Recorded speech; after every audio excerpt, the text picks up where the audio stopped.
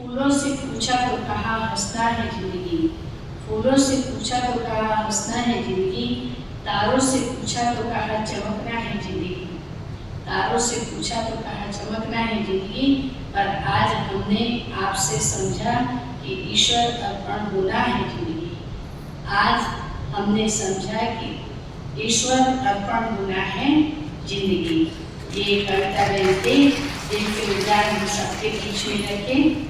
अभी मैं अनुरोध करती हूँ, हमारे बीच में परमादरणीय भ्राता मोहन भाई सुंदर जी उपस्थित है। सभी एक हाथ की ताली से स्वागत करेंगे। भ्राता जी, आपका इस सभा में बहुत बहुत तहे दिल से हार्दिक स्वागत है, स्वागत है, स्वागत है। आदरणीय भ्राता,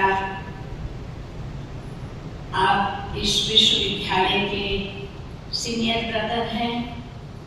आपका एक परम सौभाग्य रहा है कि संस्था के संस्थापक हमारे पिता श्री ब्रह्मा बाबा, जिनके साथ आप रहे हैं, आपके पास दिव्य और अलौकिक अनुभव प्राप्त है।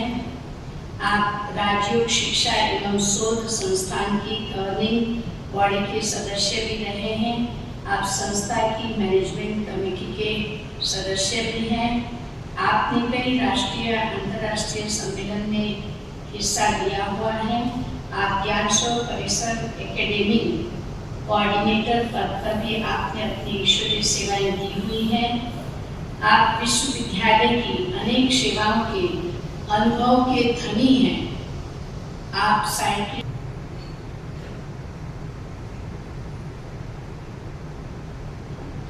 ओम शांति।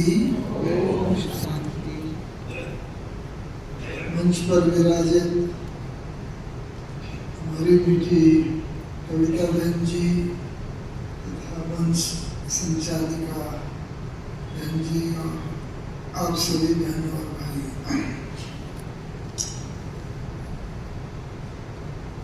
आदरणीय दादी जी के जीवन से संबंधित हम सभी विचार आज सुबह से ही सुन रहे हैं और अपनी अपनी यथाशक्ति अनुसार उसे आत्मसात भी करते जा रहे हैं। दादी जी का आज जो 5वीं पुण्यतिथि है, मुझे केवल उनके सानिध्य में रहने का ही सौभाग्य नहीं है। एक ही बिल्डिंग में विश्व कल्याणी में ग्राउंड फ्लोर पर जहाँ दादी रहते हैं, जिस कमरे में, उसी के ऊपर ही हमारा रूम भी है। तो हमें स्थूल उनके सानिध्य के साथ साथ प्रत्येक समय हमें उनके वाइब्रेशन और उनकी सूक्ष्म शक्तियाँ भी प्राप्त होती रही हैं और उसी के आधार पर ही मैं उनके कुछ विशेष बात आज आपके सम्मुख रखना चाहता हूँ। बाबा ने यज्ञ में हर आत्मा को उसकी विशेषता के अनुसार ही उसे कार्यभार दिया है। जहाँ तक दादी जी का संबंध है, यीशु दादी जी का, तो उनको जो रिस्पॉन्सिबिलिटी बाबा ने दी, उसके लिए सबसे पहली और मूलभूत जो शक्ति की आवश्यकता थी वह थी अंतर्मुखता की। क्योंकि जैसा कि आपको बताया गया, यज्ञ का सारे फाइनेंसेस बाप दादा के साथ जो भी चर्चाएं होती थी, मामा के साथ, दादियों के साथ, उन सबको अपने तक ही सीमित रखना, ये एक जीवन की बहुत बड़ी कला होती है। तो इसीलिए उनके अंदर ये अंतर्मुखता का गुण तो बहुत ही कूट कूट कर भरा हुआ था। मैंने देखा कि बाबा के साथ वो पत्र भी लिखा करते थे। बाबा जो पत्र लिख करके दिया करते थे, उनके साथ जो भी कार्यभार होता था, उसके बाद बड़ी दीदी जी पत्र लिखते थे। उनका भी वो कम आत्माओं में होती है तो उनकी सबसे पहली विशेषता जो मैंने अनुभव की वो अंतर्मुखी थी, और उसके साथ साथ अंतर्मुखी भी वो ही हो सकता है विशेष करके जो वापस, तो उन्होंने कहा बस बाबा मैं तो मिलने ही गई थी, नैन मुलाकात करने हो करके आ गई। तो उन्हें सदा ही अपने काम से काम ही रहता था और दूसरी फालतू बातों में किसी में भी वह कभी नहीं पड़ते थे। साकार में भी उनके साथ रहने का मुझे बीच बीच में जब भी बाबा के पास जाते थे मौका मिलता था, तो उन्हें यही देखते थे कि अपने कार्य से ही उनका संबंध विशेष रहता था, और इस कारण से ये एक विशेषता उनके अंदर जो हमने अनुभव की। और मौन के साथ साथ उन्हें विशेष एक बात का और मैंने अनुभव किया उनके साथ, दादी जी के साथ एकांत प्रिय वह काफी थे।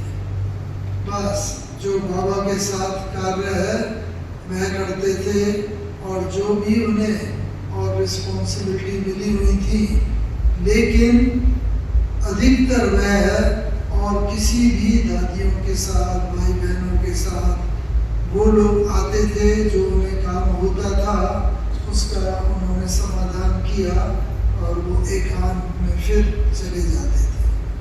तो एकांत का मतलब बाहरी एकांत ही नहीं, लेकिन ये उनकी प्रैक्टिस सदा रही।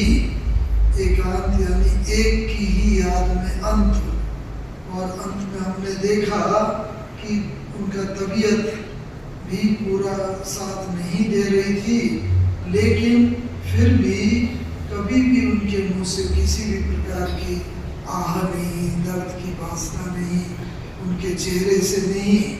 और ये एकांत ही उन्हें वास्तव में अंत समय एक की याद में ही अंत की तरफ ले गया।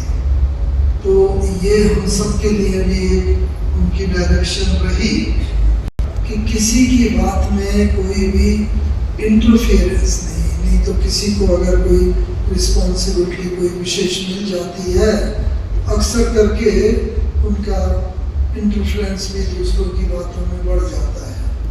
तो जिसे कहा जाता है कि जियो और जीने दो। बिल्कुल हर व्यक्ति के साथ, हर व्यक्ति भी यही अनुभव करता था।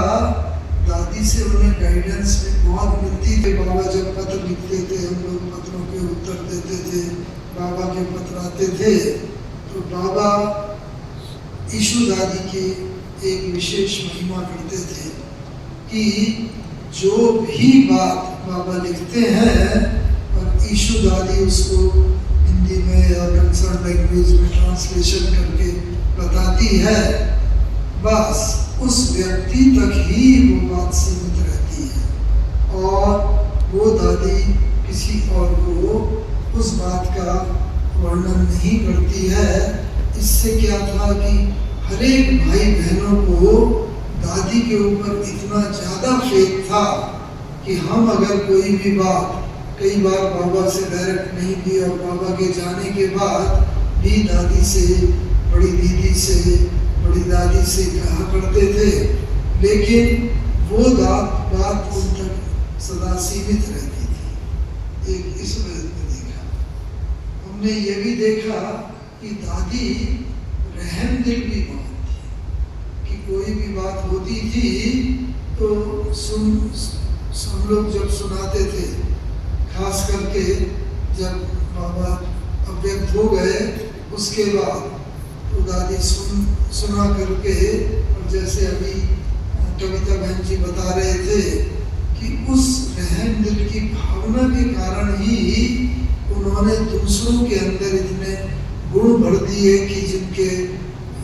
लौकिक रीति से थोड़ा बहुत संस्कार हर एक में होता है, अब गुण दूसरे के जल्दी नजर आ जाते हैं, गुण कम नजर आते हैं। लेकिन दादी ने किस प्रकार से ऐसी आत्माओं को संपूर्ण रीति से परिवर्तित कर दिया कि अपने रहम दिल के संस्कार के कारण उनके अंदर भी रहम दिली का और दातापन का संस्कार, ये दोनों दादी ने ऐसे ऐसे भर दिए जिसके के कारण उनके अंदर अपने जीवन में तो परिवर्तन आया ही, लेकिन उनके वजह से जीवन में परिवर्तन के कारण यज्ञ के ऐसे बड़े बड़े काम भी हो गए, जैसा अभी कविता बहन जी भी काफी समय तक बताते रहे कि किस प्रकार से एक मंत्र की वजह से विशेष प्राप्त था संकल्प सिद्धि का वरदान। जो भी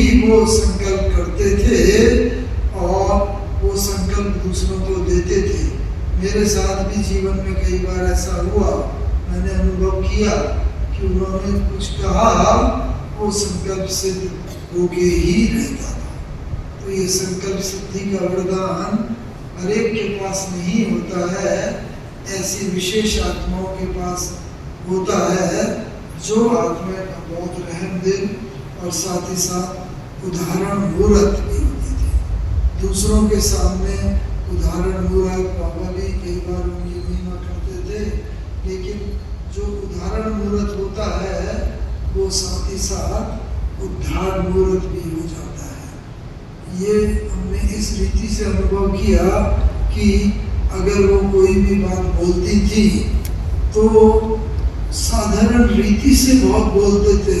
मुझे याद है एक बार मैं जब आया, एक माता ने बहुत सारा गोल्ड वगैरह और बहुत उसे वैराग्य हुआ और काफ़ी अपनी जरूरत वगैरह भी दी है। बहुत अच्छे परिवार की माता भी थी। मैंने लाके जैसे उस माता ने कहा था बाबा को दिया और बाबा ने देखा, बाबा ने ईशु दादी को हैंड ओवर करके उसे दिया। ईशु दादी ने उसकी इतनी डिटेल में हमसे जानकारी प्राप्त करी जो मुझे भी नहीं मालूम था। तो उस कंसर्न माता से पूछ करके उन्हें जब बताया गया तो उन्होंने पूरा डिटेल लिख करके और सारा बाबा को बताया और बाबा ने किस प्रकार से उस माता का जीवन में संपूर्ण रीति से उद्धार कर दिया। ये तो हमें मालूम है, अगर हम थोड़ा सा भी कुछ बाबा के यज्ञ में अर्पण करते हैं तो वो हमारे जीवन के लिए सदाकाल के लिए एक मार्गदर्शन बन जाता है।